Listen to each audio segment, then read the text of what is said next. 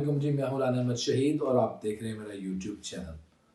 आज हम बात करेंगे 15 एवरीडे सेंटेंसेस के बारे में और ये हमारी एवरीडे सेंटेंसेस पर तीसरी वीडियो। इससे पहले 2 वीडियोस हमारी अपलोड हो चुकी हैं और उम्मीद है कि वो आपके लिए यूज़फुल होंगी। तो चलते हैं अपने आज के पहले सेंटेंस की तरफ। तो आज का पहला सेंटेंस है जी, मेरा दिल बैठ रहा है। मेरा दिल बैठ रहा है को इंग्लिश में कहते हैं my heart is sinking. My heart is sinking. अब सिंक और ड्राउन का जो डिफरेंस है वो भी आपको पता होना चाहिए। सिंक का मतलब होता है किसी बेजान चीज का डूबना और ड्राउन को यूज करते हैं किसी जानदार लिविंग थिंग के डूबने के लिए। इसीलिए हम कहते हैं drowning man catches at a straw, मतलब डूबते को तिनके का सहारा। तो मेरा दिल डूब रहा है, माई हार्ट इज सिंकिंग। अच्छा जी, मेरे कान बज रहे हैं। मेरे कान बज रहे हैं को कहते हैं my ears are ringing. My ears are ringing. हमारा तीसरा सेंटेंस है जी, मेरे दांत बज रहे हैं। इसको कहते हैं my teeth are chattering. My teeth are chattering. तो दांतों के बजने के लिए, टीथ के लिए हम चैटरिंग का इस्तेमाल करते हैं। आज का हमारा फोर्थ सेंटेंस है जी, वो परले दर्जे का बेवकूफ़ है। वो परले दर्जे का मतलब बहुत हाई लेवल का बेवकूफ़। वैसे तो माशाल्लाह से मैं बेवकूफ़ों के हवाले से तो कोई ज़्यादा मेहनत नहीं करना पड़ती, लेकिन कोई परले दर्जे का बेवकूफ़ हो थोड़ी मेहनत करनी पड़ती है तलाश करने में। तो ऐसे बंदे को कहते हैं अ निनकॉम्पू। वो परले दर्जे का बेवकूफ़ है, ही इज़ अ निनकॉम्पू। ये नया वर्ड होगा आपके लिए, एक फ्रेश एक्सप्रेशन। और ट्राई किया करें कि अपनी कन्वर्सेशन में, अपने रिटर्न एक्सप्रेशन में, अपनी ओवरऑल जो डेली कन्वर्सेशन होती है उसमें अच्छे एक्सप्रेशन का यूज़ किया करें। He is a stupid, he is an idiot, he is a fool, he is a foolish person. जो बड़े कॉमन एक्सप्रेशन होते हैं, आप एक अच्छा एक्सप्रेशन यूज़ करते हैं, ही इज़ अ निनकॉम्पू। या आप यूँ भी कहते हैं, he is a fool of the first water. He is a fool of the first water. इसका मतलब भी होता है वो परले दर्जे का बेवकूफ़ है जिसकी कोई मिसाल ना हो। ऐसे ही जब हम कहते हैं किसी चीज़ की कोई मिसाल ना मिला, फॉर एग्जांपल आजकल कोरोना वायरस की बात हो रही है, तो हम कहते हैं कि जी इस वबा की तबाहियों की कोई मिसाल नहीं मिलती। तो इसके लिए जो हम एक्सप्रेशन यूज़ करते हैं वो होता है जी अनप्रेसिडेंटेड का। जिस चीज़ की कोई मिसाल ना मिले उसके लिए हम यूज़ करते हैं अनप्रेसिडेंटेड। तो इस वबा की तबाहियों की कोई मिसाल नहीं मिलती। द हॉरर्स और the destructions of this pandemic are unprecedented. Okay, इसकी जो डिस्ट्रक्शंस हैं वो अनप्रेसिडेंटेड है। आज का नेक्स्ट सेंटेंस है, उसकी दूर की नज़र कमज़ोर है। उसकी दूर की नज़र कमज़ोर है को हम कहते हैं he is short sighted. He is short sighted. और इसमें शॉर्ट और साइटेड के दरमियान हाइफन डैश का इस्तेमाल होगा। इस डैश को हम हाइफन कहते हैं। He is short sighted. हमारा आज का नेक्स्ट सेंटेंस जो है वो है जी, मैं आपकी बात से मुकम्मल इत्तफाक करता हूँ। मैं इस मामले में आपकी बात से मुकम्मल इत्तफाक करता हूँ। तो इसके लिए हम कहते हैं जी, I can not agree more with you on this matter. Okay, मैं आपसे मुकम्मल इत्तफाक करता हूँ। आप कहते हैं I totally agree with you, I agree with you completely, fine, that's correct. Common expression है, करेक्ट एक्सप्रेशन है, लेकिन एक बेहतर एक्सप्रेशन, एक फ्रेश एक्सप्रेशन यूज करें। आई can not agree more, I can not agree more with you on this issue. I can not agree मोर का मतलब है मैं आपसे इतना इत्तेफाक करता हूं कि इससे ज्यादा इत्तेफाक मुमकिन ही नहीं है, यानी मैं आपसे बेहद इत्तेफाक करता हूं।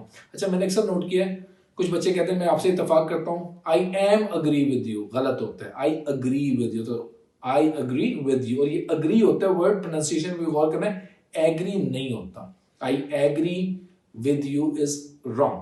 I agree with you.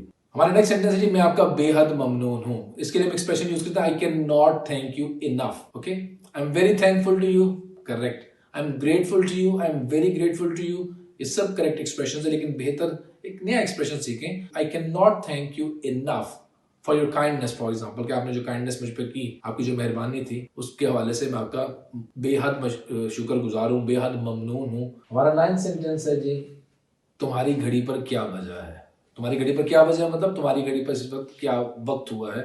इसको हम कहते हैं कि what is the time by your watch. गलत एक्सप्रेशन में लोग कुछ कहते हैं on your watch. On your watch is wrong expression. Correct expression होता है What is the time by your watch? अच्छा जी, किसी को अगर आपने कहना जी आप गलती पर हैं, आप गलती पर हैं, you are in the wrong, you are in the wrong, मतलब you are in the wrong position, your opinion is wrong probably। अब चलते हैं हमारे आज के 11th सेंटेंस की तरफ, कि ये कहने की जरूरत नहीं कि पाकिस्तान एक बहुत मुश्किल वक्त से गुजर रहा है।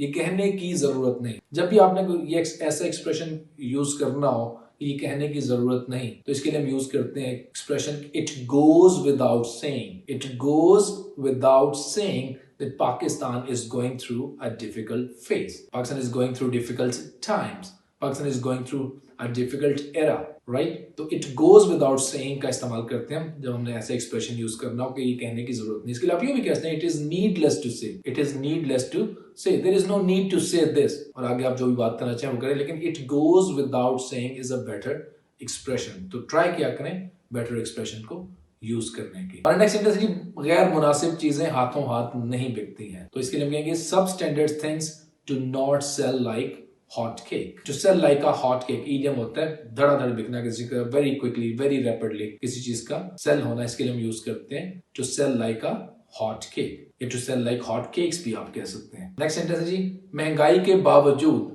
बाजार में बहुत चहल पहल थी। अब महंगाई के बावजूद, अब के बावजूद का जो एक्सप्रेशन होता है इसके लिए हम इस्तेमाल करते हैं इन स्पाइट ऑफ या डिस्पाइट। और यहाँ पे आपने ये बात ज़हन में रखनी कि इन स्पाइट के बाद हम ऑफ का इस्तेमाल करेंगे, जबकि डिस्पाइट के बाद ऑफ का इस्तेमाल जो वो नहीं होगा। तो महंगाई के बावजूद बाजार में बहुत चहल पहल थी, there was a great activity in the bazaar despite dearness. महंगाई के लिए डियरनेस कहेंगे तो आप कहेंगे there was great activity in the bazaar despite dearness, या आप कहेंगे there was a great activity in the bazaar in spite of dearness। और in spite of या dear, in spite of या despite को फिक्र के स्टार्ट में मिलाते हैं। in spite of dearness फिर कॉमा आ जाएगा। in spite of dearness there was a great activity in the bazaar, या despite dearness there was a great activity in the bazaar। तो याद रहे despite के बाद of नहीं लगेगा, in spite के बाद of का इस्तेमाल होगा। और in spite are two separate words, in को अलग लिखेंगे और spite को अलग लिखेंगे। कई स्टूडेंट्स को मैंने नोटिस किया कि वो इंस्पायर्ड को एक वर्ड के तौर पे लिखते हैं, विच इज रॉन्ग। राइट जी, हमारा आज का 14 सेंटेंस है हालात काबू से बाहर हो रहे हैं, चीजें हाथों से निकल रही हैं। जब चीजें आउट ऑफ कंट्रोल हो, हाथों से निकल रही हो, तो हम यूज करते हैं expression things are falling apart. Things are falling apart का मतलब होता है चीजें आउट ऑफ कंट्रोल हो रही है। आप सिंपली क्या, वो तो कॉमन सा एक्सप्रेशन है कि things are getting out of control, ये करेक्ट एक्सप्रेशन है, इसमें कोई मुजाहिका नहीं है। लेकिन अगर आप कहेंगे थिंग्स आर फॉलिंग अपार्ट तो एक बेटर एक्सप्रेशन होगा। लास्ट सेंटेंस हमारा आज का जी, बुलंदो बांग दावों से परहेज करो। ऊंची ऊंची बातें करने से परहेज करो। इसके लिए कहते हैं avoid making toll claims. Avoid making toll claims, बड़े बड़े बुलंदो बांग दावों से परहेज करो। ये थे हमारे आज के 15 सेंटेंसेस। अपनी प्रीवियस वीडियो में जो हमने सेंटेंसेस के हवाले से की थी उसमें मैंने आपको एक कोटेशन दी थी कि the only difference between a saint and a sinner is that every saint has a past and every sinner has a future. इसका मतलब ये था कि एक वाहिद डिफरेंस एक सेंट और सिनर में, सेंट एक सूफी को कहते हैं, नेक आदमी को कहते हैं, दरवेश को कहते हैं। तो एक नेक दरवेश आदमी में और एक सिनर में, एक गुनहगार में सिर्फ इतना डिफरेंस है कि एक सेंट का एक पास्ट होता है, ओके, जिसमें उसने भी गुनाह किए होते हैं कोई ना कोई, और फिर वो एक सेंट हो जाता है, बन जाता है, एक दरवेश बन जाता है, एक नेक आदमी बन जाता है, तौबा कर लेता है। For every sinner there is a future. और एक गुनहगार शख्स जो है उसके पास एक फ्यूचर होता है, यानी गुनहगार शख्स को मायूस नहीं होना चाहिए, वो भी फ्यूचर में अपने आप को मतलब वो चेंज कर सकता है, he can make amends for his mistakes, और वो एक नई जिंदगी का आगाज कर सकता है, तौबा करके वो भी एक सेंट बन सकता है। ये था जी उस कोटेशन का मतलब। और आज मैं आपको एक कोटेशन दे के जा रहा हूँ वुडी एलन की। और उसने कहा था कि if you want to make God laugh tell him about your plans. इसके बारे में गौर कीजिएगा और बताइएगा आपको इससे क्या समझ आई। यहीं पे स्टॉप करते हैं, अगली वीडियो में आपसे मुलाकात होगी इंशाल्लाह। अल्लाह हाफिज़।